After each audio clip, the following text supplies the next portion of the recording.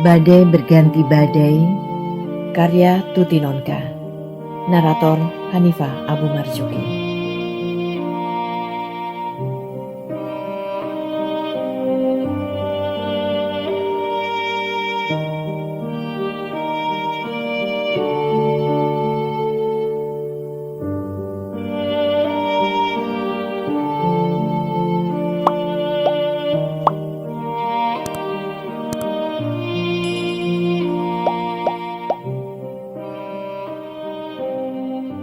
Diam-diam, rupanya Taryadi memikirkan juga biaya bersalin Salamah. Entah berhutang dari mana, ia membayar ongkos perawatan ketika 5 hari kemudian Salamah diizinkan pulang dengan membawa bayinya. Salamah membiarkan Taryadi membayar semuanya karena Laminah dan suaminya ikut menjemput. Sebegitu jauh, ia masih ingin orang memperoleh kesan yang baik dari suaminya. Bukankah kalau orang tahu keburukan suaminya, ia sendiri juga yang akan malu? Tapi setiba di rumah, ketika Laminah dan suaminya sudah pulang, Salamah segera mengurus soal uang itu. Dari mana dapat uang untuk bayar rumah sakit? Ia bertanya dengan dingin. Taryadi tak segera menjawab. Pinjam teman, sahutnya kemudian dengan perlahan. Salamah mengambil dompetnya dan meletakkan uang pinjaman Laminah di atas meja. Kembalikan, katanya singkat. Tapi ini uang kau dapat dari mana? Taryadi bertanya termangu-mangu. Aku cari. Aku bukan perempuan yang cuma bisa menadahkan tangan. Suara Salamah penuh dendam. Taryadi terhenyak ke tempat tidur. Kepalanya terpekur patah, kecewa dan putus asa. Kukira kau sudah memaafkan aku, bisiknya lirih. Memaafkan ya, tapi melupakan tidak. Sahut Salamah tetap dingin menusuk. Jadi apa artinya memaafkan kalau tidak juga melupakan? Taryadi hampir berteriak oleh kecewa dan marah. Tapi Salamah tetap bergeming. Artinya, ya, aku tidak bisa melupakannya. Pengkhianatanmu, penghinaanmu. Taryadi menelan ludah dengan gemetar, lalu pergi dari kamar itu. Lama ia merenung di depan jendela rumah mereka yang tanpa kaca, mengawasi genting-genting miring dari rumah yang berdesakan di sekitarnya. Ia mencoba untuk sekali lagi menerima sikap Salamah, walau kali ini terasa jauh lebih berat. Tidak dapatkah ia dilepaskan dari kesalahannya di masa lalu? Tidak bolehkah ia memperbaiki diri dan berusaha menjadi lelaki yang baik? Tenggorokannya terasa sakit sekali. Rasa bersalah, rendah diri, menyesal, namun juga kekecewaan, dendam dan kemarahan serasa tak tertanggungkan lagi. Dan seketika ia merasa matanya basah.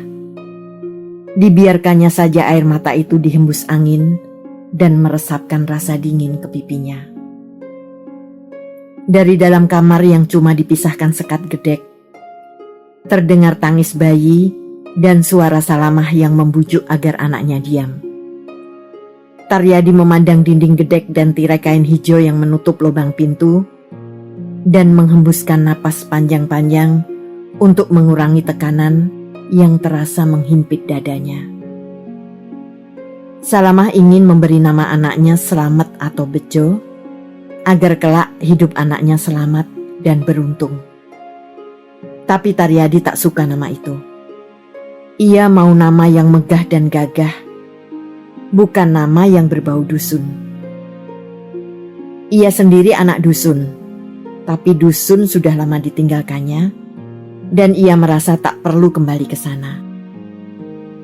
Aku yang berhak memberi nama, bukan kau, katanya dengan suara mengancam.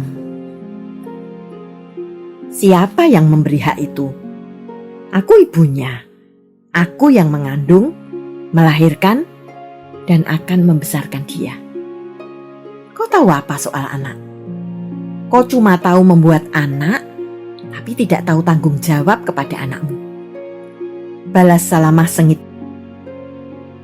Dada Taryadi naik turun oleh kemarahan yang meluap-luap. Dengan menggeretakkan gigi, ia menghadapi Salamah dan berkata tandas-tandas.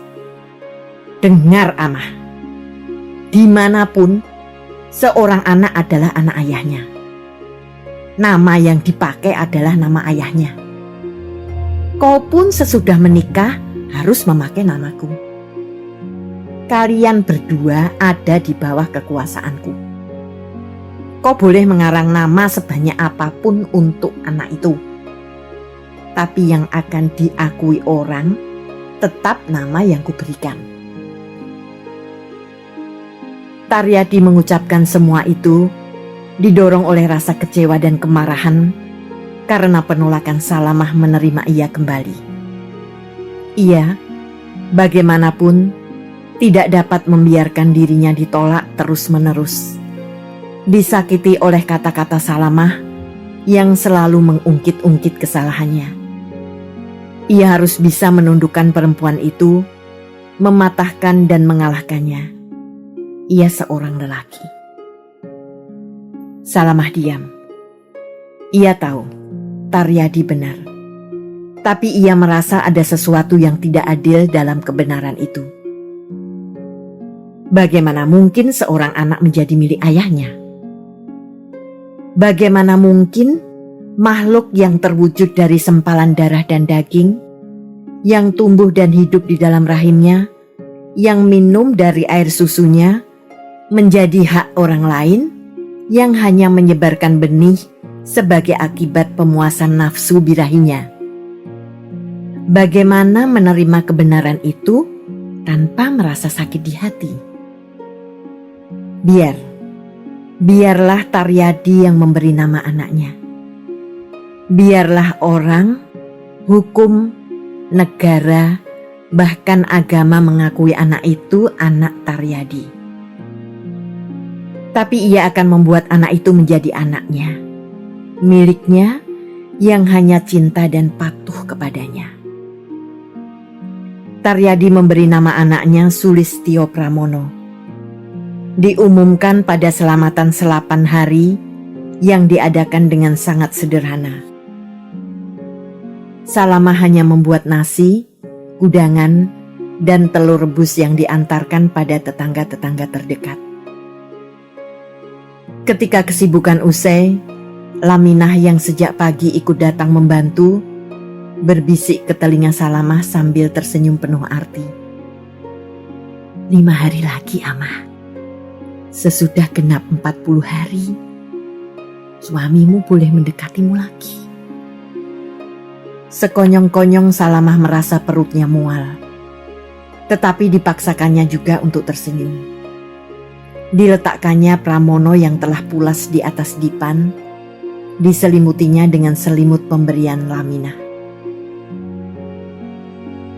Mungkin agak lama kami baru bisa mengembalikan uangmu, Yuina. Itu uangmu sendiri atau uang Mas Raji? Salamah membelokkan pembicaraan kakaknya. Tak apa, Amah. Bagi kami tidak ada istilah uangku atau uang Mas Raji. Semua yang kami dapatkan adalah milik bersama. Menjadi satu. Bukan hanya bersatu dalam wadah, tapi juga bersatu dalam jiwa, dalam cita-cita, dalam langkah. Kalau tidak, pernikahan akan jadi terasa berat. Dan menyatukan segalanya itu kadang-kadang tidak mudah, Amah. Kita harus mau bertenggang rasa. Kadang-kadang harus rela berkorban perasaan. Apalagi kita sebagai wanita harus lebih banyak mengalah. Bukankah wanita ditakdirkan untuk memelihara dan menyayangi? Laminah berkata panjang lebar sambil menatap adiknya dalam-dalam. Ia sudah tua dan sudah cukup lama berumah tangga. Matanya cukup arif untuk melihat adanya sesuatu yang tidak semestinya di dalam hubungan Salamah dan Taryadi. Mata Salamah tak bergerak-gerak menatap ujung selimut anaknya. Wajahnya diam hambar. Alangkah indahnya bentuk pernikahan yang dikatakan kakaknya. Saling memiliki bersama, saling bersatu, saling menghargai. Tapi hubungan semacam itu hanya mungkin terjalin pada orang-orang yang saling mencintai dengan bersih dan jujur. Tidak ada perasaan benci, tidak ada perasaan dilukai, tidak ada perasaan dikecewakan. Tentu saja Laminah bisa berbuat seperti apa yang dikatakannya, sebab suaminya setia dan bertanggung jawab.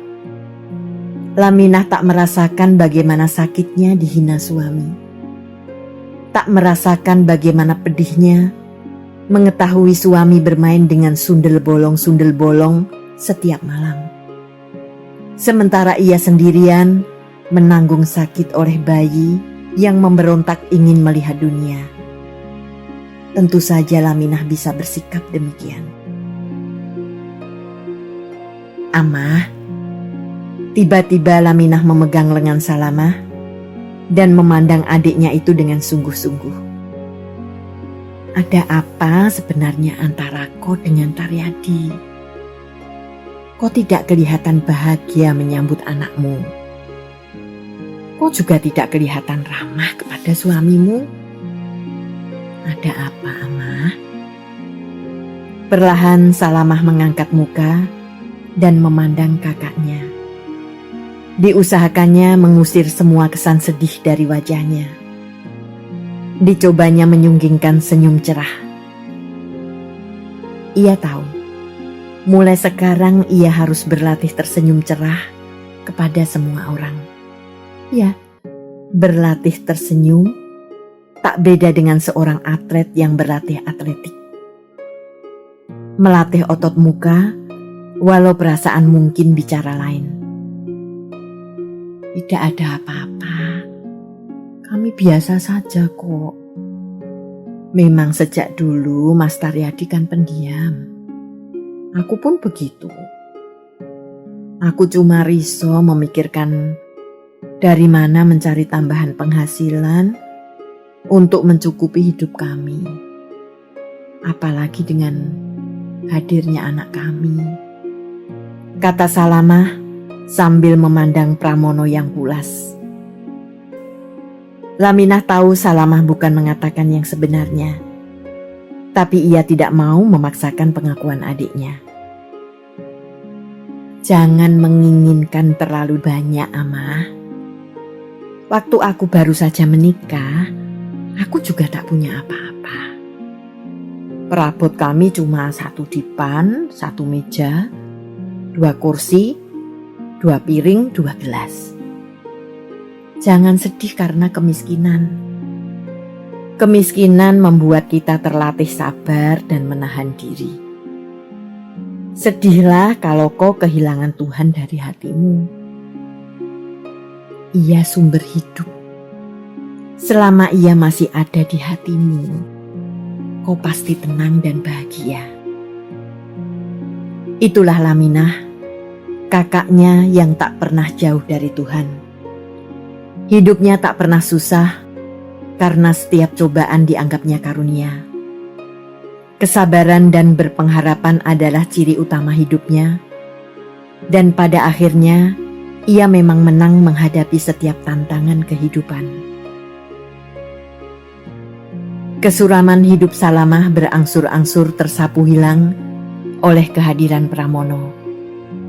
Ia tak pernah menyangka bahwa punya bayi ternyata begitu menyita waktu dan perhatian, tetapi juga begitu menyenangkan. Karena tak kuat menggaji pembantu, Salamah harus pandai mencuri waktu pada saat Pramono tidur untuk menyelesaikan pekerjaan-pekerjaan rumah tangga. Kalau anaknya tidak tidur-tidur juga, Dibentangkannya tikar di lantai, dialasi dengan beberapa kain agar tidak terlalu dingin dan keras, lalu dibaringkannya Pramono di sana. Ia tidak berani meninggalkan Pramono di tempat tidur pada saat anak itu sedang jaga. Takut terjatuh dan jadi gendeng seperti anak salah seorang tetangganya. Hari-hari berlalu dengan singkat dan cepat. Salamah menemukan sumber hidupnya bukan pada Tuhan seperti yang dinasihatkan Laminah, tapi pada diri anaknya. Tuhan memang mudah didekati, tetapi tidak mudah membuat diri dekat pada Tuhan. Ada kondisi-kondisi tertentu yang mesti dilewati untuk dapat menghidupkan Tuhan di dalam hati dan di dalam perbuatan. Salamah percaya Tuhan Maha Pengasih dan pemilik semua alam. Tapi kepercayaan itu belum mampu membuatnya hidup dengan betul-betul menjatuhkan diri di kaki Tuhan. Malam-malam hari berlalu dengan cara yang tidak berbeda. Sesudah Pramono tidur, Salamah pun memanfaatkan kesempatan untuk istirahat di samping anaknya. Sepanjang siang ia menyelesaikan pekerjaan rumah tangga dan menjaga anaknya tanpa henti, dan pada tengah malam sering pula harus bangun bila Pramono menangis. Beberapa kali Taryadi mencoba mendekatinya, tapi Salamah selalu menghindar. Sekali dua kali Taryadi dapat menahan diri, tetapi setelah terjadi berulang kali, kemarahan lelaki itu pun meledak. Baiklah, kalau kau benar-benar tidak mau menerima aku lagi. Aku memang kotor dan menjijikkan untuk perempuan sesuci engkau. Tetapi ingat, bagaimanapun juga aku tetap laki-laki. Suara Taryadi serak dan gemetar. Disusupkannya ke 10 jari-jari tangannya ke kulit kepala dan diremasnya rambutnya kuat-kuat. Salamah tak menjawab, tetap berbaring memeluk Pramono, memunggungi suaminya. Ada semacam rasa iba mengetuk hatinya mendengar suara Taryadi yang penuh rasa kekecewaan dan rasa direndahkan. Suara seorang lelaki yang tersinggung dan malu karena ditolak oleh istrinya sendiri. Ada perasaan menyesal membersit hatinya, tapi ia pun belum ingin menerima lelaki itu dengan penuh kesediaan. Kebimbangan akhirnya hanya membuat ia tetap berbaring saja tanpa bergerak atau berkata-kata. Terdengar suara gemerisik gerak Taryadi yang turun dari tempat tidur. Dengan sudut mata, Salamah melihat suaminya meraih baju dan celana panjang. Taryadi mengenakan pakaian dengan cepat, lalu keluar dari kamar dengan langkah-langkah panjang yang dihentakkan. Sebentar kemudian jantung Salamah terguncang oleh derakan pintu yang dibanting keras-keras. Sepi kembali. Salamah terhenyak di samping anaknya. Taryadi tidak mengatakan apapun, tapi Salamah bisa menduga kemana suaminya pergi.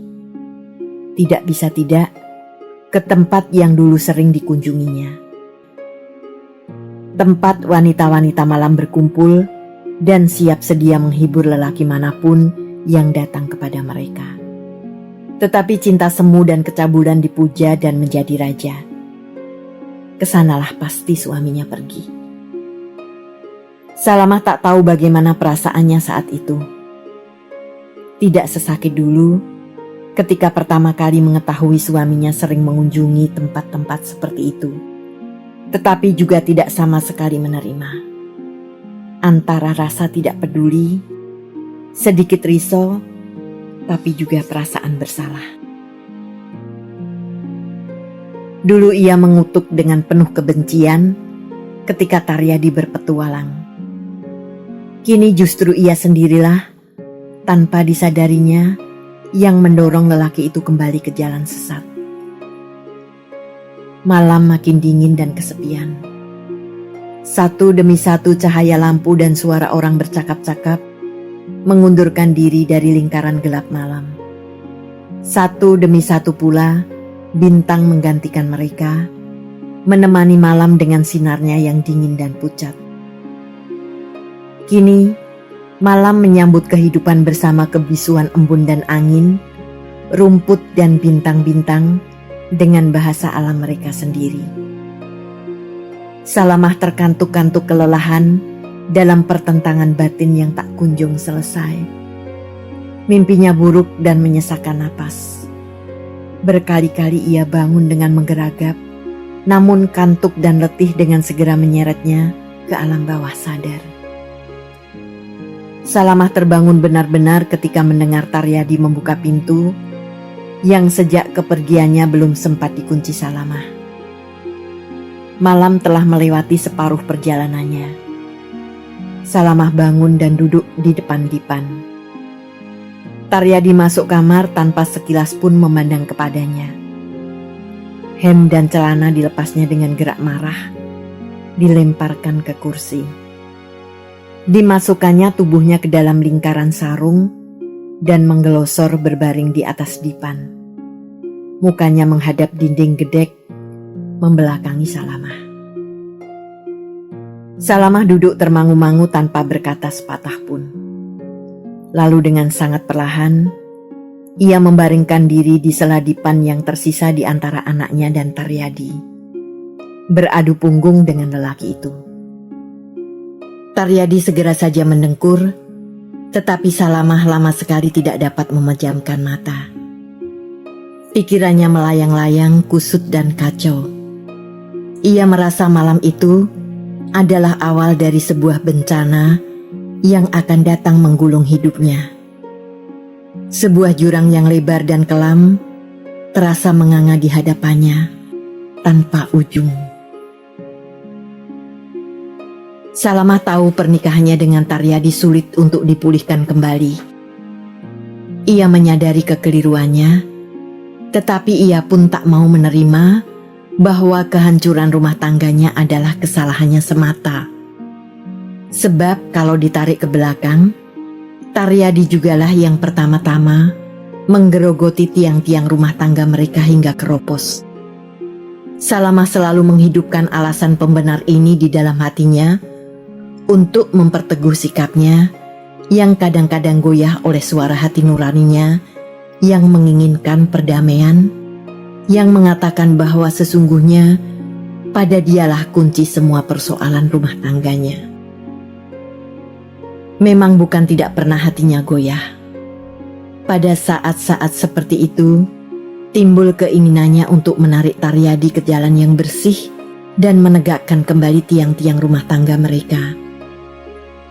Keinginan itu bahkan sudah dinyatakannya di dalam perbuatan. Beberapa kali mencoba mendekati suaminya, memberi isyarat yang lazim pada pasangan suami istri, bahwa ia sedia melayani semua keinginan Taryadi. Ia memang tidak pernah berbicara terus terang untuk hal seperti itu. Ia tak bisa. Dan ia yakin seorang lelaki bisa membaca gelagat wanita sama baik seperti mendengar kata-kata. Tapi Taryadi tak pernah menjawab kesediaannya. Syaraf lelaki itu seakan sudah mati kering. Hati Taryadi seolah sudah menjadi batu yang tak tergetar oleh godaan macam apapun dari istrinya. Pernah suatu kali Taryadi menunjukkan sikap seakan-akan tergugah. Salamah dengan penuh harapan mempersiapkan dirinya. Diturutinya segala perintah lelaki itu. Taryadi memandanginya seperti memandangi perempuan jalanan yang menjajakan diri. Namun, sampai Salamah menggigil kedinginan karena hawa malam yang langsung menembus ke segenap pori-pori kulitnya, Taryadi tak berbuat apa-apa. Bahkan kemudian ia tersenyum sinis dan pergi keluar rumah. Pergi ke tempat di mana ia harus membeli dari perempuan lain untuk apa yang sudah disediakan istrinya. Kejadian itu sangat-sangat menyakitkan hati Salamah. Segala keinginannya untuk berdamai dengan suaminya musnah sudah. Ia merasa benar-benar terhina dan bersumpah tidak akan pernah menganggap laki-laki itu sebagai suaminya lagi. Saat itu bahkan ingin rasanya ia menikam Taryadi sampai mati. Dendam dan kebenciannya telah sampai ke titik yang tak dapat dicairkan lagi. Salamah sadar, pernikahannya telah hancur lebur dan tak mungkin diubah lagi. Pernikahan tak memberi apa-apa baginya selain anak, status sebagai ibu rumah tangga, dan kepedihan yang berkepanjangan. Kebahagiaan dan arti hidup kini harus dicarinya pada diri sendiri. Ia harus mampu bekerja dan memberikan identifikasi bagi dirinya sendiri, bukan sekedar identifikasi yang diberikan oleh seorang laki-laki yang disebut suami.